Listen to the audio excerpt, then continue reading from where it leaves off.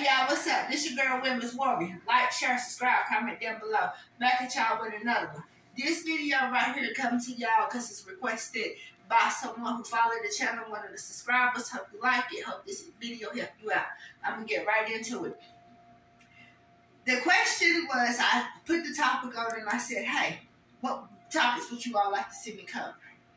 And one of them was, I seen was co-parent. How do you co-parent with a narcissist? And y'all, I'm not gonna lie. I know y'all probably want to hear something kind of smooth and gonna get you on right there.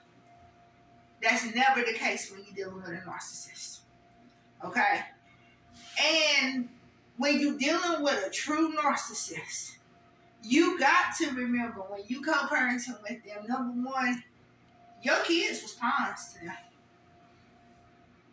And when what do I mean by pawn? The kid was to keep you, to trap you.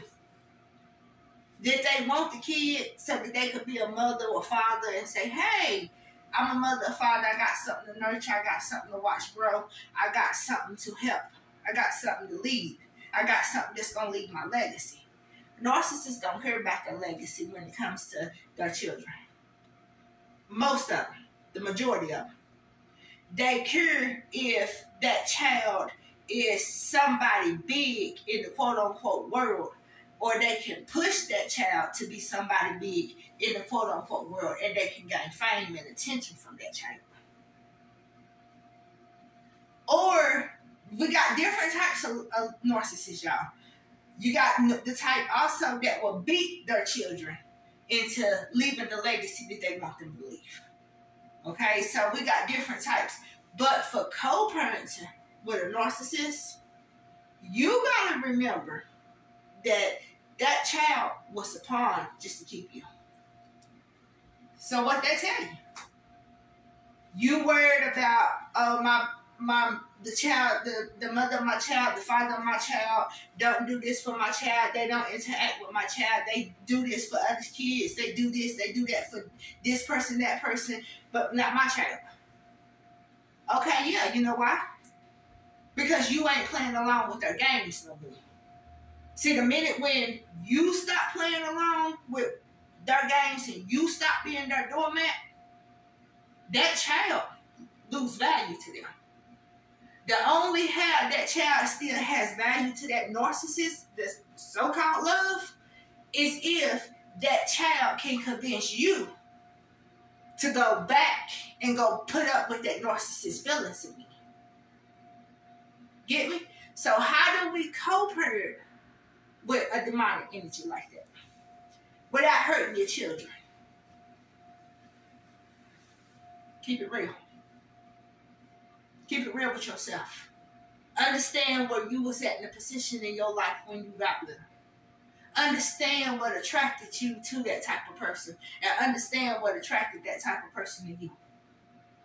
Understand that your kid ain't the only one out here growing up without their mother, their father in their life. Keep it real with your child. Because you got to think like this. If something happened to you today or tomorrow, and you lying to your child, misleading them, telling them that they can depend on this narcissist co-parent that they have.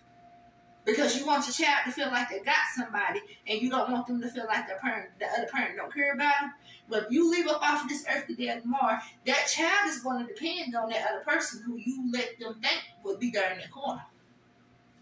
What you think going to happen to that child? So you keep it real. And you keep it real in your actions. You don't always got to voice everything going on to your children. You keep it real in your actions, because one thing's for sure and two things is for certain.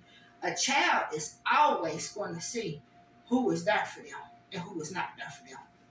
But you got to keep it real with yourself and figure out how you got with that person from the gate. And do better for yourself. And you may have to sit down and look at your children and say, I made some mistakes in my life, and that's what let your father or your mother come into my life and take advantage of me. Gotta keep it real with yourself. If that parent is toxic and you know that a lot of these narcissists, they got filthy hands. They want to touch certain things. And nowadays, we all know it don't matter if it's a little boy or a little girl. Don't matter what the sex is, anything getting touched nowadays because this world is sick. Now, if you know for sure 100% in your heart with a certainty that your child is at risk with that person, cut off all contact. Go through the court system and make it final. I don't never advocate from taking the child from the parent. I don't. But at the same time, if it's going to hurt that child, and you know for sure, this ain't something you making up, but you know for sure that this child is getting beat, getting touched on, getting diminished down emotionally, because narcissist parents break their children emotionally too. That's part of the bondage of having those children in dark circle too, because they break them down physically, mentally, and emotionally. Emotionally is the main thing though that they do to children to break down, to keep them in a pond as well. And a lot of times, a lot of these narcissists gonna treat your kids wrong just to make you mad, to make you have a reaction against them anyways. So how do you co-parent? Keep it real with yourself. Do for yourself. Don't depend on them. Get your own and move accordingly, and understand that you got a child to raise, regardless of what that person is doing. You got to do what's best for that child because you laid down and you had that child just like they did. Now, if you got a narcissistic parent, I hate that for the kids. But your child ain't the only one with a narcissist parent. But you might be the one that know how to curb it and continue to help your child grow so that they don't fall into the traits of that narcissist parent. And really, your main function should be making sure that that child that you have by that person is not picking up on the same traits as that person. We got to quit kind of looking at the self so much because we already did our thing. We already made our mistakes. We already made our bed. But our children deserve a chance. So we kind of really got to put more of our attention on making sure that that child don't grow up with the same tendencies as that parent had or has.